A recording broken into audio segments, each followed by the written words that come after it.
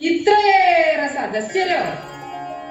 എന്നാൽ ഇന്നത്തെ കഥ പറച്ചിൽ സൂത്രധാരന് നന്നേ ബോധിച്ചു. എന്ത് കഥയാണെന്ന് പറയേണ്ടത്? ശാകുന്തളമായാലോ?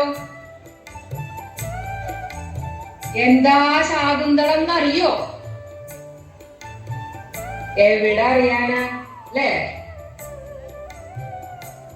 അല്ല, കാലം അങ്ങനെയാണേ. രാമായണവും അറിയില്ല, മഹാഭാരതവും അറിയില്ല. രാമനാരാ കൃഷ്ണനാരാ എന്ന് ചോദിക്കണ കാലം. എന്നാ പിന്നെ നോം തന്നെ അങ്ങോട്ട് പറയാം. എന്നാ കേട്ടോളൂ. പണ്ടു പണ്ട് മാലിനിയുടെ തീരത്ത് വിശ്വാമിത്ര മഹർഷി തപസ്സു ചെയ്തുകൊണ്ടിരിക്കുകയായിരുന്നു.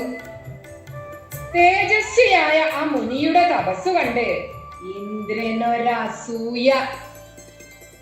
അത് പിന്നെ അങ്ങനെയല്ലേ, ഇന്ദ്രന് ഇതൊന്നും അത്ര ബോധിക്കില്ല. ഇന്ദ്രൻ എന്താ ചെയ്തേ? തപസ്സു മുടക്കാൻ അതിസുന്ദരിയായ മേനകയെ അയച്ചു. മേനകയാവട്ടെ തന്റെ കാമകേളികൾ കൊണ്ട് വിശ്വാമിത്രനെ വശത്താക്കി. അവസാനം അവർക്കൊരു കുഞ്ഞും ജനിച്ചു. ഓരേ പൂരം. മഹർഷിക്കും അപ്സരസിനും കുട്ടിയെ ഏറ്റെടുക്കാൻ പറ്റുമോ? അവർ ആ കുഞ്ഞിനെ കണ്വ മഹർഷിയുടെ ആശ്രമത്തിനരികിൽ കാട്ടിൽ ഉപേക്ഷിച്ചു.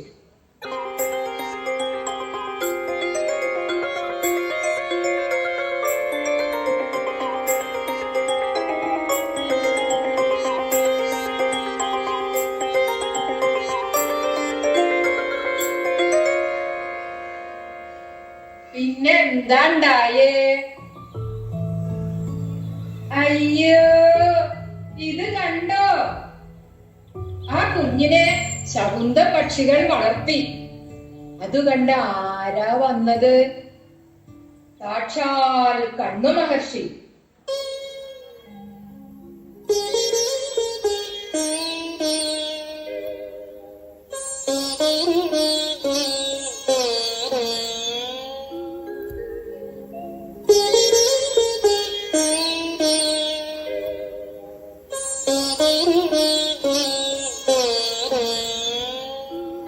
മഹർഷി ആ പക്ഷികളിൽ നിന്ന് കുഞ്ഞിനെ ഏറ്റുവാങ്ങി.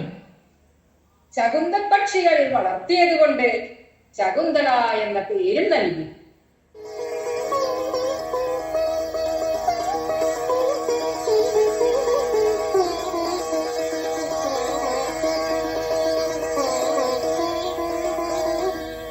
അങ്ങനെ ശകുന്തള കണ്വന്റെ പ്രിയപുത്രിയായി വളർന്നു. സഖിമാരായി അനസൂയയും പ്രിയംവദയും. ഇനി സൂത്രധാരൻ പോകട്ടെ. ബാക്കിയുള്ള കഥ നേരിൽ കണ്ടോളൂ.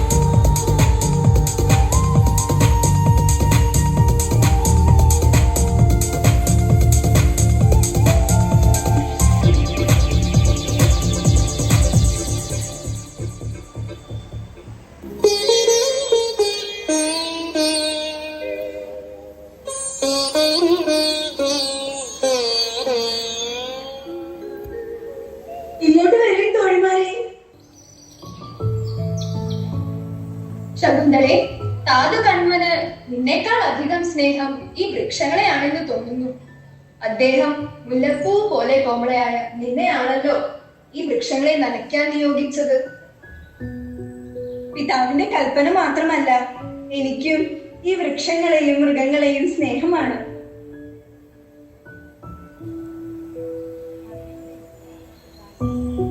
തോഴിമാരെ, ഈ പൂത്തുലഞ്ഞ വള്ളികൾ കാണുമ്പോൾ എന്റെ മനസ്സിൽ പലവിധ വിചാരങ്ങളും വന്നുകൊണ്ടിരിക്കുന്നു. ഞാൻ ഏതോ മോഹവലയത്തിൽ പെട്ട പോലെ ഒരു തോന്നൽ. തോഴി, അതിന് നീ നിന്റെ യൗവനത്തെ പഠിക്കൂ. അനസൂയെ, ഈ വനജോത്സ്ന അനുരൂപനായ വൃക്ഷത്തോട് ചേർന്ന് നിൽക്കുന്നത് പോലെ തനിക്കും ഒരു വരനെ ലഭിച്ചാൽ കൊള്ളാമെന്നായിരിക്കും ശകുന്തളയുടെ മനോഗതം. ഈ വൃക്ഷങ്ങളുടെ മറവിൽ ഒരു കാമദേവൻ ബാണശരങ്ങളുമായി നിന്നെ നോക്കി നിൽക്കുന്നുണ്ടാകുമോ? മതി മതി, എന്നെ കളിയാക്കിയത്. നേരം വൈകുന്നു, നനയ്ക്കാൻ നോക്കൂ.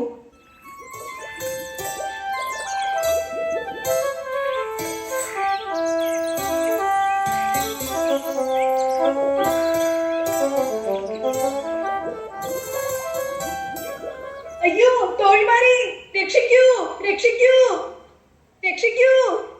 എന്തിന് ഞങ്ങളെ വിളിക്കുന്നു? മഹാരാജാവായ ദുഷ്യന്തനെ വിളിക്കൂ. രാജാവല്ലേ തപോവനങ്ങളെ രക്ഷിക്കേണ്ടത്.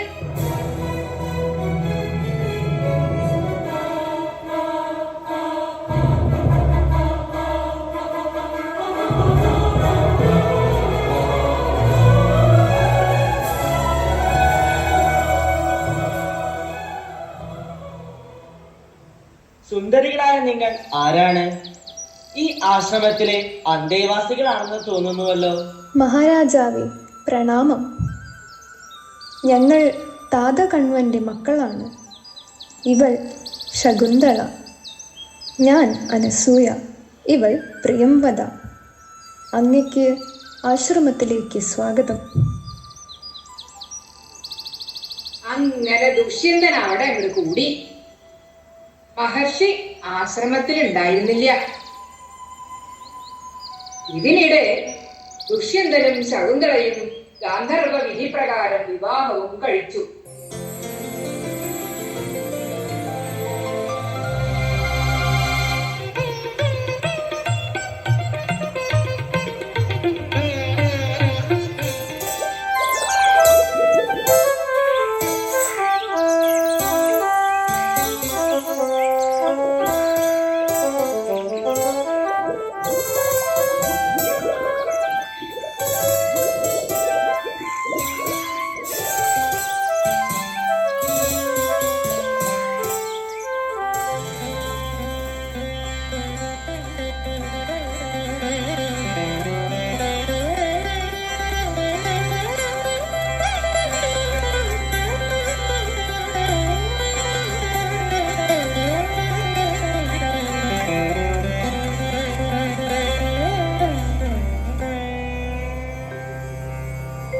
തുടർന്ന് രാജാവിന് അധികം വൈകാതെ കൊട്ടാരത്തിലേക്ക് തിരിക്കേണ്ടി വന്നു. അച്ഛന്റെ അനുവാദമില്ലാതെ മകളെ എങ്ങനെയാ കൊണ്ടുപോവുക? അതുകൊണ്ടൊരു കാര്യം ചെയ്തു.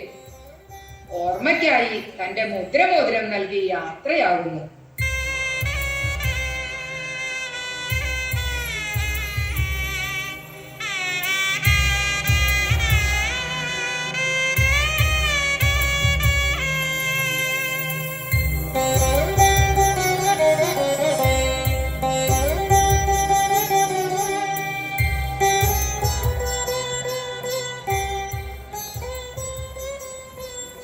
ഒരു ദിവസം മഹർഷി ദുർവാസാവ് ആശ്രമത്തിലെത്തി.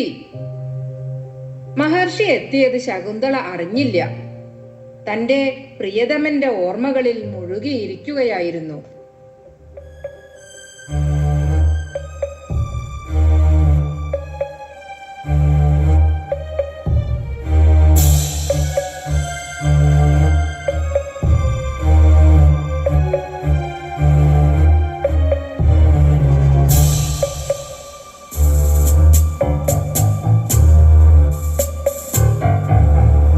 ഹേ മുനികന്യകെ, നിനക്കിത്ര അഹങ്കാരമോ? നമ്മെ നീ കാണുന്നില്ലേ? നമ്മെ ഇത്ര അവഗണനയോ?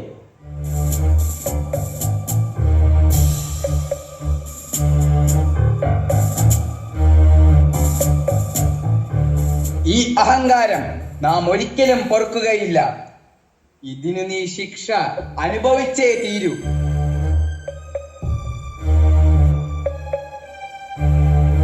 നാം ഇതാ നിന്നെ ശപിക്കുന്നു. നീ ആരെയാണോ ഓർത്തുകൊണ്ടിരിക്കുന്നത് അയാൾ നിന്നെ മറന്നു പോകട്ടെ. മഹാമുനെ, അരുതേ, ഞങ്ങളുടെ തോഴിയെ ശപിക്കരുതേ.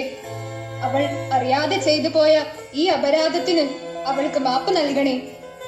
അവൾ തന്റെ ആര്യപുത്രനെ ഓർത്തിരുന്നത് കൊണ്ടാണ് ഇങ്ങനെ സംഭവിച്ചത്. ഇവൾക്ക് മാപ്പ് നൽകി ഇവളെ അനുഗ്രഹിക്കണേ മഹാമുനെ. ശരി, അറിയാതെ ചെയ്തു പോയ ഈ തെറ്റിന് നാം മാപ്പ് നൽകാം. പക്ഷേ ശാപം തിരിച്ചെടുക്കാൻ സാധ്യമല്ല. എന്നാൽ ഈ കന്യകയ്ക്ക് അവളുടെ ആര്യപുത്രൻ നൽകിയ അടയാളം കാണുന്ന മാത്രയിൽ അദ്ദേഹം ഇവളെ ഓർമ്മിക്കും. നിങ്ങൾക്ക് നല്ലത് വരട്ടെ.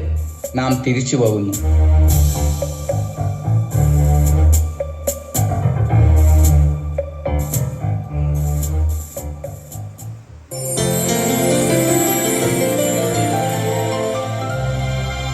അങ്ങനെയിരിക്കെ കണ്ണു മഹർഷി ആശ്രമത്തിൽ തിരിച്ചെത്തി. സന്തോഷപൂർവം മകളെ അനുഗ്രഹിക്കുന്നു.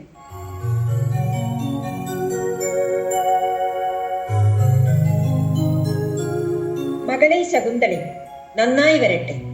നാം വിവരമെല്ലാം അറിഞ്ഞു. സന്തോഷം. എന്നാൽ ഇപ്പോൾ നീ ഗർഭവതിയാണ്. ഈ സ്ഥിതിയിൽ നീ കഴിയേണ്ടത് നിന്റെ ഭർതൃഗൃഹത്തിലാണ്. മഹാരാജാവിന്റെ കൊട്ടാരത്തിലേക്ക് പോകാൻ തയ്യാറായിക്കൊള്ളു. അമ്മേ ഗൗതമി,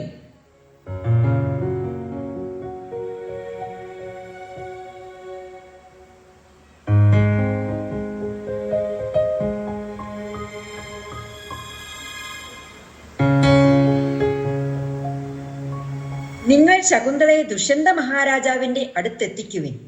ഇനിയുള്ള ഇവളുടെ ജീവിതം ഭർതൃഗൃഹത്തിലാണ് വേണ്ടത്. അതാണ് ധർമ്മം.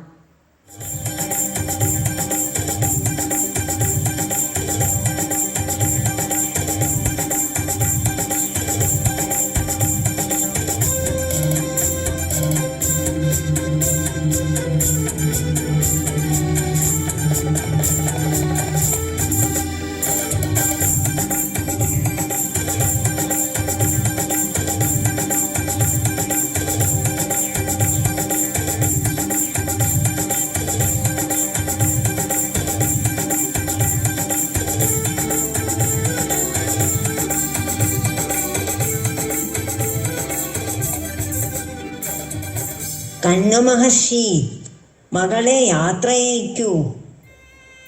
നമുക്ക് പോകാം മകളെ.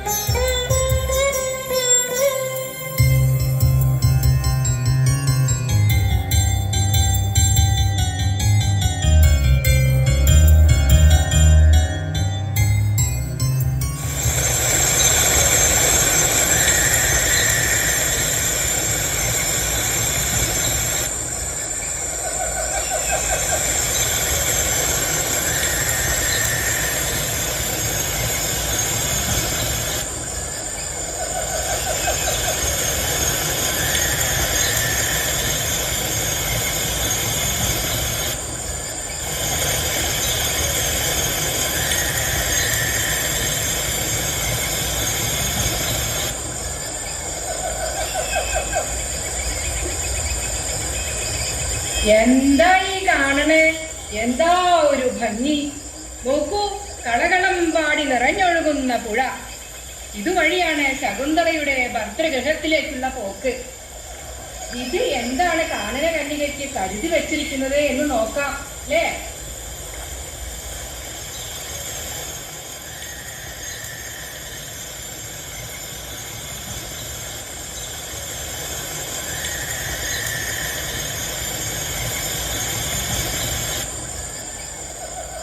മകനെ ശാർഗധ്വര, ഒരുപാട് നേരമായില്ലേ നമ്മൾ യാത്ര തുടങ്ങിയിട്ട്? മകൾക്ക് നല്ല ക്ഷീണവും ഉണ്ട്. അല്പനേരം ഇവിടെ വിശ്രമിക്കാം. അത് പറ്റില്ല അമ്മി. ഇവളെ രാജധാനിയിൽ എത്തിക്കുന്നതുവരെ നമുക്ക് വിശ്രമമില്ല. തത്കാലം അല്പം ജലം പാനം ചെയ്ത് ക്ഷീണമകറ്റാം. അതിനുശേഷം യാത്ര തുടങ്ങാം.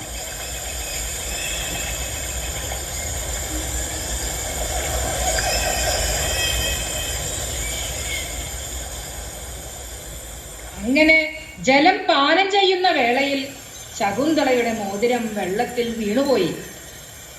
എന്നാൽ ദുർവാസാവിന്റെ ശാപത്തിന്റെ ശക്തിയെ പാവം ശകുന്തള അതൊട്ടറിഞ്ഞൂല്ല.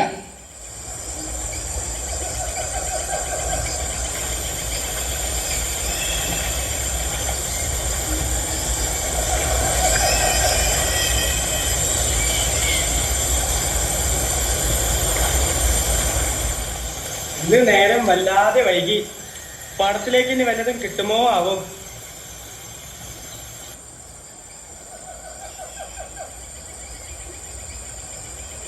എന്താണിത്? വലിച്ചിട്ടും വരുന്നില്ലല്ലോ.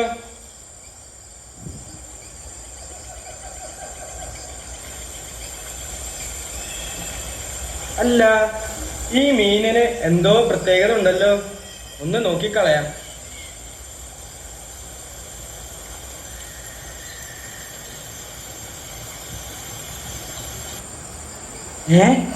എന്താ ഞാൻ കാണണേ? ഒരു പൊന്മോതിരം. ഇതിന് നല്ല വില കിട്ടും. ഇപ്പോൾ തന്നെ പോയി വിറ്റ് കളയാം.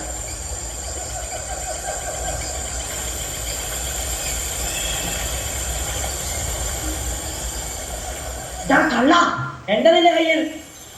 ഇത് എനിക്ക് മീനിൽ നിന്ന് കിട്ടിയതാണ്. കള്ളം പോയതാ. മത്സ്യങ്ങൾ ഇപ്പോൾ സ്വർണ്ണമാണോ ഭക്ഷിക്കുന്നത്? നോക്കട്ടെ. ഇത് മഹാരാജാവിന്റെ മുദ്രമോതിരമാണല്ലോ. ഇത് നീ മോഷ്ടിച്ചത് തന്നെ. നടക്ക് കൊട്ടാരത്തിലേക്ക്. ശിക്ഷാവിധി രാജാവ് തന്നെ വിധിക്കട്ടെ.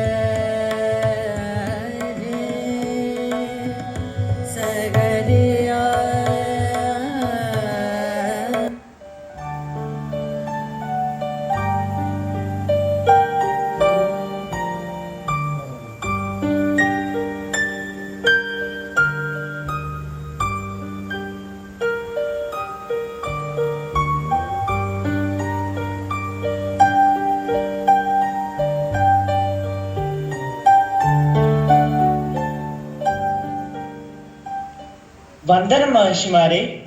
നിങ്ങൾ എവിടെ നിന്ന് വരുന്നു? സ്വാഗതം, സ്വാഗതം. മഹാരാജാവേ, ഞങ്ങൾ വരുന്നത് കണ്ണു മഹർഷിയുടെ ആശ്രമത്തിൽ നിന്നാണ്. അങ്ങയുടെ പത്നി ശകുന്തളയെ അങ്ങയെ ഏൽപ്പിക്കുവാനാണ് വന്നത്. ഇവളെ സ്വീകരിച്ചാലും. എന്ത് അസംബന്ധമാണ് നിങ്ങൾ പറയുന്നത്? ആശ്രമവാസികളാണെന്ന് കരുതി എന്തും പറയാമെന്നാണോ? നാം ഇങ്ങനൊരു സ്ത്രീയെ കണ്ടിട്ട് പോലുമില്ല. ഹരിപുത്ര, അങ്ങനെ മറന്നുവോ? ഞാൻ അങ്ങയുടെ പ്രിയ പത്നിയാണ്. കണ്വാശ്രമത്തിൽ വെച്ച് എന്നെ വിവാഹം ചെയ്തത് അങ്ങ് മറന്നുവോ? എന്നെ സ്വീകരിക്കൂ നാഥ. ഹേ സ്ത്രീയെ, നീ അതിസുന്ദരി തന്നെ. എന്നാൽ നമ്മെ ചതിയിൽ വീഴ്ത്താൻ ഇത്തരം കള്ളങ്ങൾ പറയരുത്. മഹാരാജാവേ, ഞങ്ങൾ ആശ്രമവാസികളാണ്. കള്ളം ഞങ്ങളുടെ വായിൽ വഴങ്ങില്ല. ഈ ശകുന്തളയെ അവളുടെ ഭർത്തൃഗൃഹത്തിൽ എത്തിക്കുക എന്നതാണ് ഞങ്ങളുടെ ദൗത്യം. അത് ഞങ്ങൾ നിർവഹിച്ചു കഴിഞ്ഞു. ഇവളെ സ്വീകരിക്കണോ വേണ്ടയോ എന്ന് തീരുമാനിക്കേണ്ടത് അങ്ങാണ്. ആട്ടെ, നിങ്ങൾ പറഞ്ഞത് ശരിയാണെങ്കിൽ അതിനുള്ള അടയാളവും ഉണ്ടായിരിക്കുമല്ലോ. അതൊന്ന് കാണിക്കൂ. പ്രഭു, ഇതാ അങ്ങ് എന്നെ അണിയിച്ച മുദ്രമോതി. അയ്യോ അമ്മേ, എന്റെ മോതിരം കാണുന്നില്ലല്ലോ. ഈശ്വര, അത് എവിടെയോ നഷ്ടപ്പെട്ടു പോയി. ഭഗവാനെ, ഞാനിനി എന്തു ചെയ്യും? ഇപ്പൊ കള്ളം പൊളിഞ്ഞില്ലേ? എന്തായാലും ഞാൻ നിങ്ങളെ ഒന്നും ചെയ്യുന്നില്ല. ഉത്തമ, പ്രഭു, ഇവരെ കൊട്ടാരത്തിൽ നിന്ന് പുറത്താക്കൂ. ആശ്രമത്തിൽ നിന്ന് വന്നവരല്ലേ. പോരാത്തതിന് ഈ സ്ത്രീ ഗർഭിണിയുമാണ്. നാം ശിക്ഷയൊന്നും നൽകുന്നില്ല. ദ്രവ്യം വല്ലതും വേണമെങ്കിൽ അതും നൽകിക്കോളൂ. മഹാരാജാവേ, ഞങ്ങൾ ഭിക്ഷാന്തേരികളല്ല. ഞങ്ങളുടെ ദൗത്യം നിർവഹിച്ചു കഴിഞ്ഞു. ഞങ്ങൾ പോകുന്നു.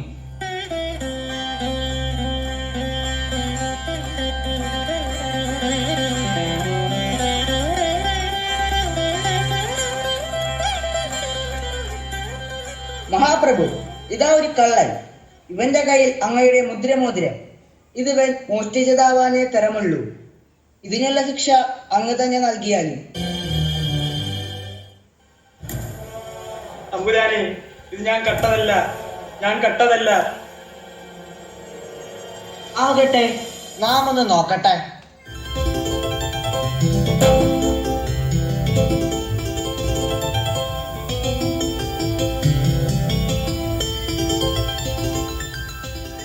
ഈശ്വര, ഞാൻ എന്ത് പാപിയാണ്. ഞാൻ വിവാഹം കഴിച്ച എന്റെ പത്നിയെ ഞാൻ നിഷ്കരുണം തള്ളിക്കളഞ്ഞുവല്ലോ. കൂട്ടത്തിൽ എന്റെ ശിശുവിനെ ഉദരത്തിൽ പേറുന്നവളും. ആരിവിടെ? വേഗം പോയി അവരെ കൂട്ടിക്കൊണ്ടുവരൂ. പെട്ടെന്ന് പെട്ടെന്ന്.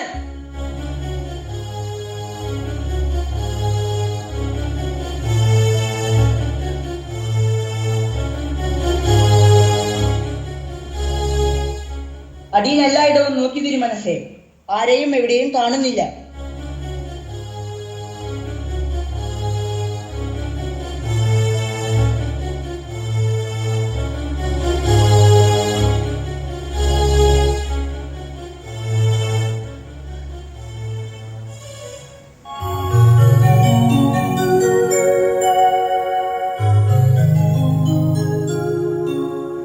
അങ്ങനെ ദുഷ്യന്ത മഹാരാജാവിനാൽ തിരസ്കരിക്കപ്പെട്ട ശകുന്തളയെ കശ്യപ മഹർഷി തന്റെ ആശ്രമത്തിലേക്ക് കൊണ്ടുപോയി.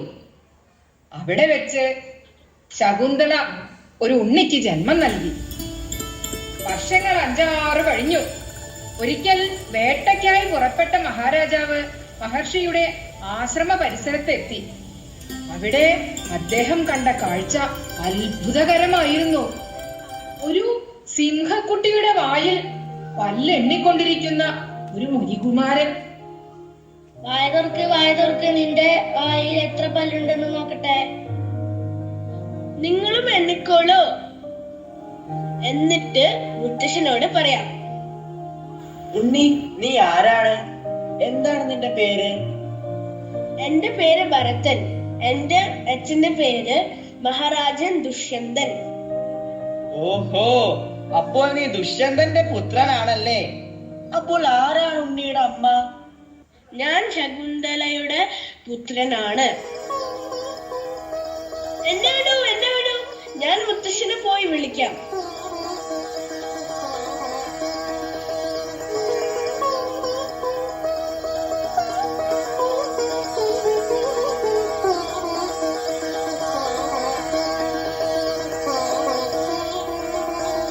പൊറുക്കണം മഹാത്മൻ.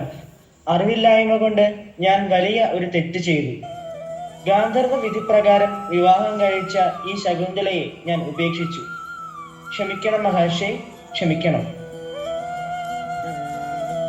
സാരമില്ല രാജൻ, ഇതെല്ലാം വിധിയുടെ വിളയാട്ടമാണ്. വിധിയെ തടുക്കാൻ ആർക്കും സാധ്യമല്ല. ഏതായാലും എല്ലാം മംഗളമായി കലാശിച്ചുവല്ലോ. അങ്ങയുടെ പത്നിയെയും പുത്രനെയും സ്വീകരിച്ചാലും അങ്ങയുടെ ഈ ഉണ്ണി മഹാകേമനാകും. നമ്മുടെ രാജ്യം അവന്റെ നാമത്തിൽ ഭാരതം എന്നറിയപ്പെടും. സന്തോഷമായി പോയി വരും. നല്ലത് വരട്ടെ.